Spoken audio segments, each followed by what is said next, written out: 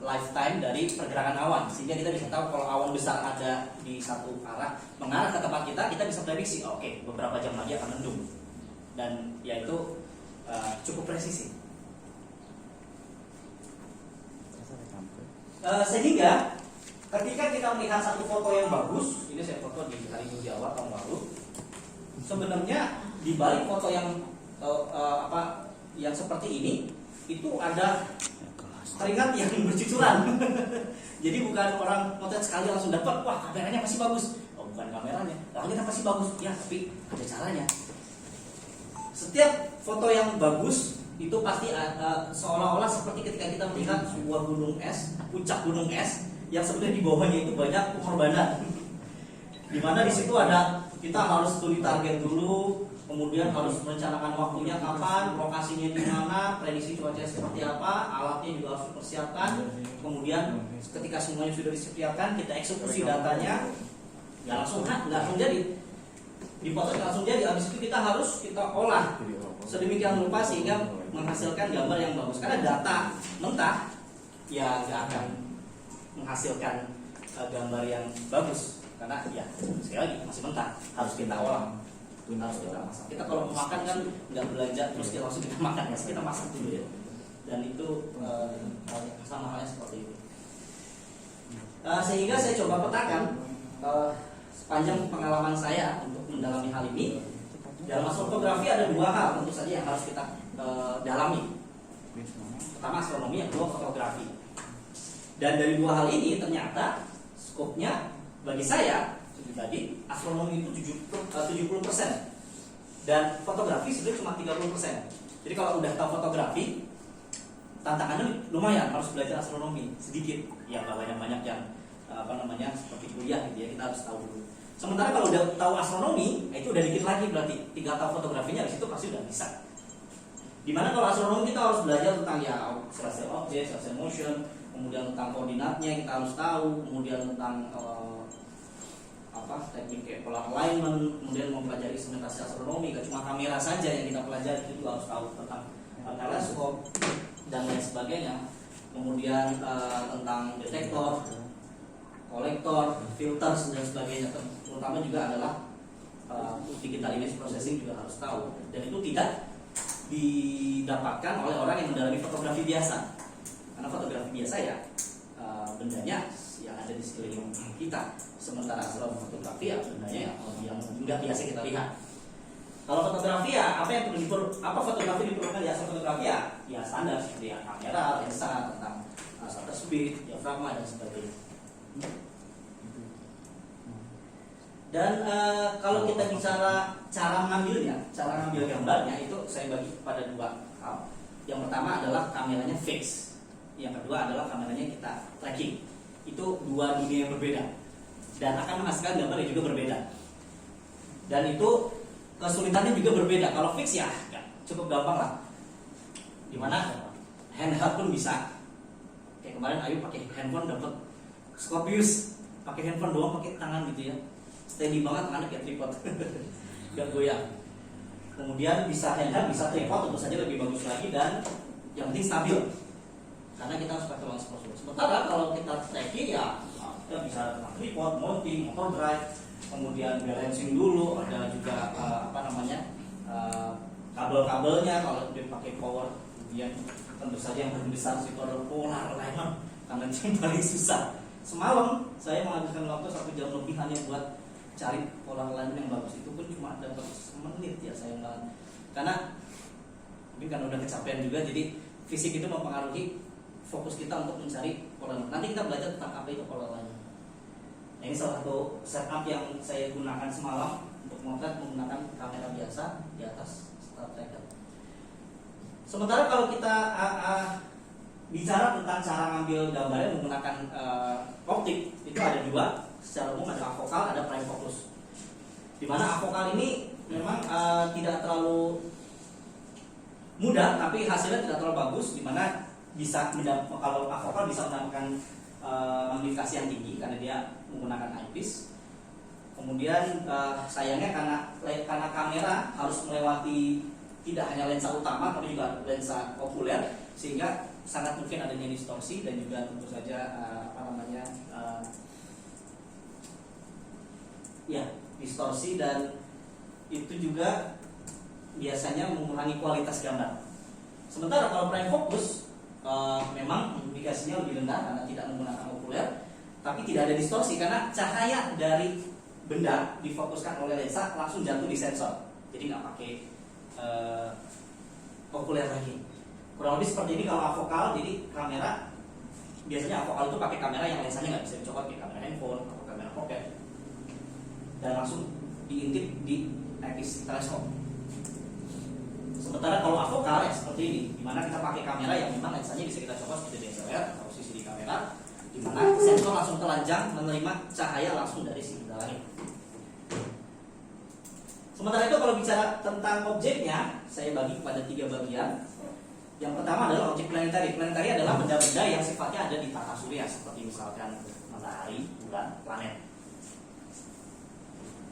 Sementara DSO adalah benda-benda yang sangat redup, cenderung redup, dan itu adalah benda-benda yang ada di luar tata surya seperti galaksi, nebula. Yang terakhir adalah ya tentu saja adalah landscape bintang seperti Milky Way dan sebagainya. Dan bisa dikatakan bahwa planetari ya cukup mudah karena objeknya udah terang. Itu udah membantu banget. Meskipun memang bendanya kecil, tapi dia udah terang. Itu udah membantu banget buat kita. Kalau DSO tantangannya agak besar karena saking redupnya kita harus memotretnya dengan integrasi yang sangat lama. Apalagi kita harus menggunakan tracking yang bagus dan sebagainya sehingga hasil gambar tidak perlu. Sementara tentu saja kalau landscape ya agak mudah lah, tinggal kamera taruh di atas tripod, selesai. Ya seperti tadi sampaikan seperti ini. Bahkan kalau untuk yang planetary, bahkan kita nggak cuma bisa menggunakan foto tapi video. Dari video kita ekstrak menjadi frame-frame yang banyak, kemudian kita olah. Karena apa? Karena dia sudah cukup terang. Sementara kalau DSLR tidak bisa. Dan terakhir, dalam menjalani sebuah astrofotografi biasanya cuma ada 3 step yang perlu kita atur. Setelah kita udah persiapan, ketika kita sudah di lapangan, yang pertama adalah kita masang alatnya, kedua eksekusi datanya, setelah itu terakhir kita olah. Dan ya berdasarkan pengalaman saya juga, nyiapin alat itu ya kurang lebih ya sekitar 25% kesulitannya. Data eksekusi juga paling 25%. Dan yang paling susah sebenarnya bukan motretnya tapi ngolahnya. Karena hasil gambar datanya bagus, kalau ngolahnya jelek ya jelek. Sementara kalau datanya jelek masih bisa lah ya kalau ngolahnya ekstrim itu. Kayak kemarin hasil foto komet di Bandung itu ya datanya emang jelek, tapi ya masih bisa lah kalau kita ngolahnya proper gitu ya. Tapi kalau hasil datanya bagus, kalau ngolahnya jelek ya nggak akan bisa menghasilkan gambar yang bagus. Dan yang mempelajari ya kurang lebih seperti inilah terkait instrumen. Kalau kita bicara tentang instrumen, kalau tentang data eksekusi kita bicara settingan kamera, kemudian bagaimana cara focusing gambar, pointing objek, kemudian menggunakan frame, menggunakan filter kalau kita pakai filter dan sebagainya. Sementara kalau kita processing digital tentu saja ada banyak step yang harus kita lakukan karena data yang kita ambil itu juga banyak dan harus kita olah dengan cara yang benar. Ya, masuk ke step kedua. Ya ini tentu banyak yang akan saya skip saja karena sudah sempat saya sampaikan tadi. Yang pertama kalau kita bicara instrumen, apa yang bisa kita pakai? Instrumen apa yang bisa kita pakai? Kita bahkan bisa pakai kamera yang bisa kita pakai sehari-hari. Kamera DSLR misalnya, handheld atau kamera handphone yang Ayu kemarin sempat ambil. Dengan kamera biasa kita sudah bisa pakai buat astrofotografi ya, Pak. Contohnya misalkan tanpa cukup di tangan kita bisa motret matahari. Bahkan dengan fokus yang tinggi kita pakai filter aja udah dapat. Motret gerhana juga bisa. Motret bulan ketika bulan misalkan sedang gerhana atau sedang supermoon ya dan lain sebagainya. Kemudian juga bisa pakai tripod tentu saja. Antara pakai tangan aja, antara hanya pakai tangan dengan tripod cukup besar gapnya, karena dengan tripod kita bisa motret yang lebih banyak karena yang duduk-duduk bisa kita tangkap dibanding kalau kita hanya pakai tangan saja. Dan antara kita pakai tripod saja dengan kita pakai tracker seperti ini, itu juga gapnya cukup jauh. Kalau kita pakai tripod aja, ya paling kita cuma bisa ngambil gambar maksimal ya paling berapa sih, 20 detik gitu ya, tergantung vokalnya. Tapi kalau pakai ini, kalau kita settingan yang baik ya bahkan sampai 5 menit, 10 menit aja kita bisa gambarnya bagus, tajam, tidak blur. Tambah lagi tentu saja kalau kita bicara tentang objek yang kecil seperti galaksi, kita bisa gunakan alat bantu yang lebih besar, tentu saja teleskop. Pakai amplifikasi yang lebih tinggi ya. Jadi makin lama setupnya makin besar dan makin sulit. Dan tentu saja kalau kita motretnya yang lebih serius lagi, kita pakai CCD astronomi yang melibatkan lebih banyak instrumen, seperti tentu saja harus pakai laptop, kemudian juga filter dan lain sebagainya. Semua bisa kita gunakan dan menghasilkan hasil yang berbeda-beda. Tapi intinya adalah astrofotografi sebenarnya mudah, tapi juga bisa dipersulit juga kalau kita mau. Kalau mau menghasilkan hasil yang lebih baik. Juga murah, tapi kalau mau dimahalin bisa mahal banget. Oke, ya ini job saya waktu itu ketika workshop. Jadi kalau mau serius ya pada akhirnya hasil yang keluar juga cukup banyak. Nah ini sebagai iseng-iseng aja. Ini adalah Pleiades sama California Nebula. Saya ambil waktu di Bromo ya. Kira-kira pakainya yang mana setupnya? Pakai teleskop atau enggak? Kalau astronomi pasti tahu nih. Gimana cara ngambil foto seperti ini? Nebula merah, refleksi biru, kemudian ada IFM-nya ya, dan sebagainya, debu-debu antariksa itu dapat semua. Ternyata hasil foto ini cuma pakai setup yang seperti ini. Jadi sayangnya laptopnya, iya, cuma tripod di bawah ya, tripod, tracker, sama kamera kecil.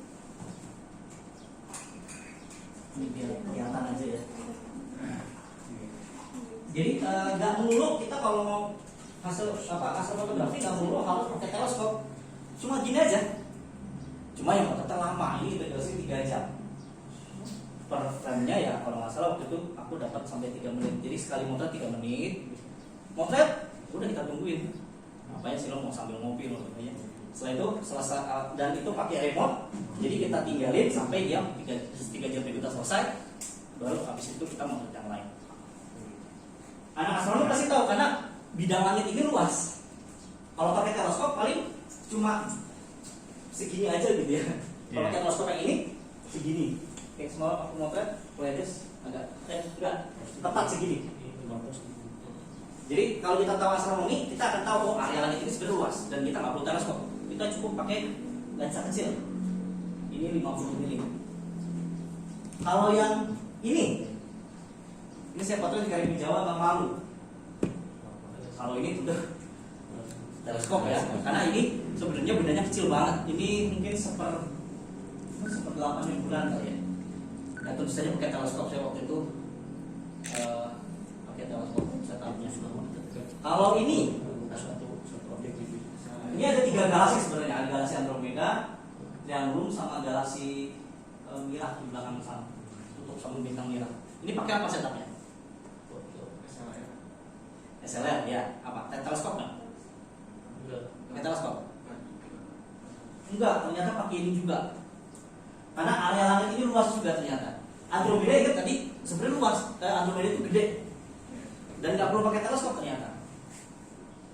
Kalau pakai teleskop, pakai ini aja misalkan Andromedanya bahkan potong segini. Karena dia area langitnya luas.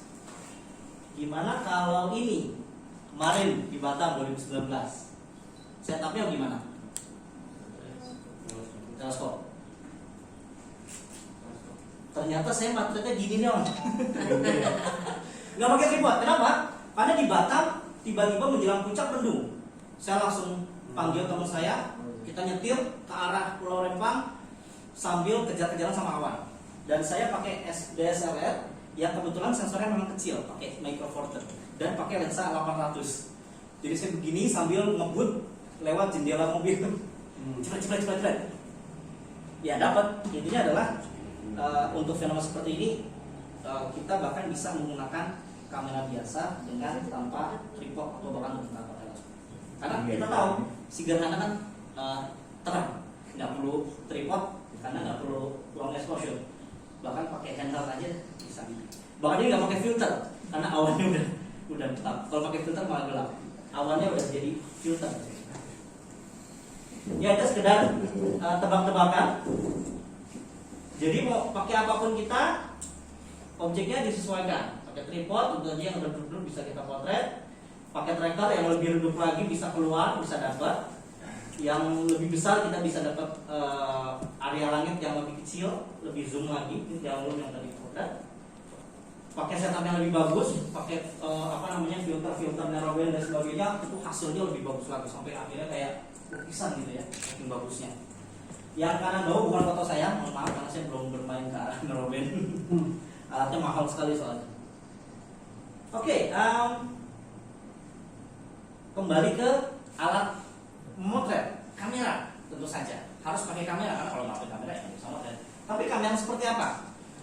Banyak orang yang salah kaprah. Tentu saja kalau beli kamera tuh pasti yang dilihat biasanya apa? Harga. Kalau milih kamera, ya speknya apa? Yang paling pertama dilihat. Spek apa biasanya? Ini kameranya apa nih speknya nih? Megapiksel biasanya. Apalagi kalau handphone nih, ini handphone 50 megapiksel. Buat apa ya kamera handphone 50 megapiksel? 10 kali motret udah penuh kali memorinya. Jadi ada banyak hal yang perlu kita ketahui untuk memilih kamera. Tapi yang jelas spek yang seperti apa, yang spek minimal seperti apa yang perlu ada untuk bisa motret langit.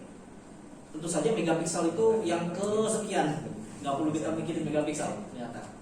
Yang pertama adalah harus punya mode manual, karena kita tahu bahwa objek yang kita potret itu adalah kebanyakan objek redup yang nggak bisa dilihat oleh mata dan juga nggak bisa dilihat oleh kamera dengan mode autonya.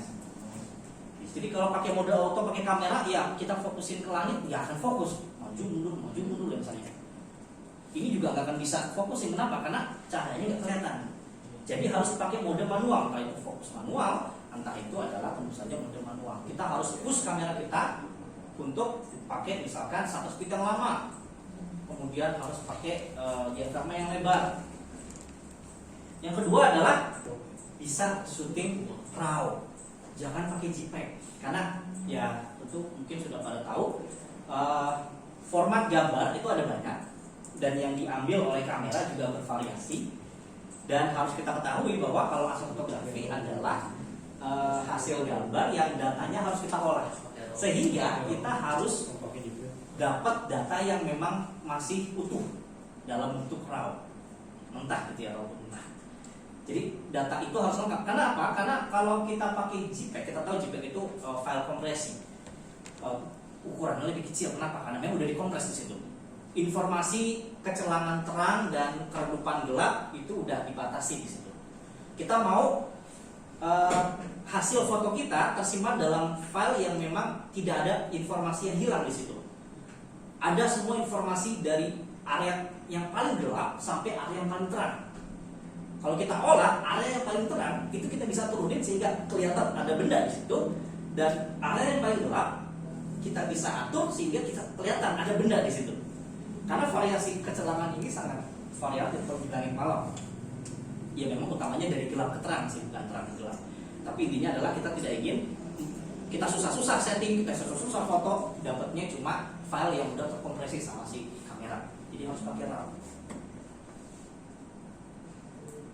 Kemudian tentu saja kalau bisa kameranya yang lensanya bisa diganti agar kita bisa pakai metode yang tadi adalah prime focus, di mana cahaya langsung masuk ke sensor kita. Jadi kalau mau beli kamera buat motret astrofotografi ya kalau bisa ya bisa dicopot lensanya, jangan yang kayak point shoot atau enggak yang prosumer. Itu lensanya ya fix, nggak bisa diganti, ya itu agak sulit, agak kurang leluasa. Kemudian ya cari yang kamera yang punya sensornya itu bagus di low line. Ada banyak produsen kamera yang memang dia mengedepankan dimana teknologi sensornya itu memang bagus ketika dipotret untuk menggunakan untuk objek yang gelap-gelap. itu cocok buat astrofotografi. Kenapa? Karena kita pasti bicara tentang benda yang sangat gelap. Dan kalau kita bicara yang lebih advance lagi, cari yang kameranya yang punya range dynamic yang tinggi. Ini memang agak teknikal. Mungkin hanya ada di kamera-kamera yang khusus astronomi. Dan juga tentu saja yang maksudnya sensornya itu adalah yang astronomi. Karena kita tahu kamera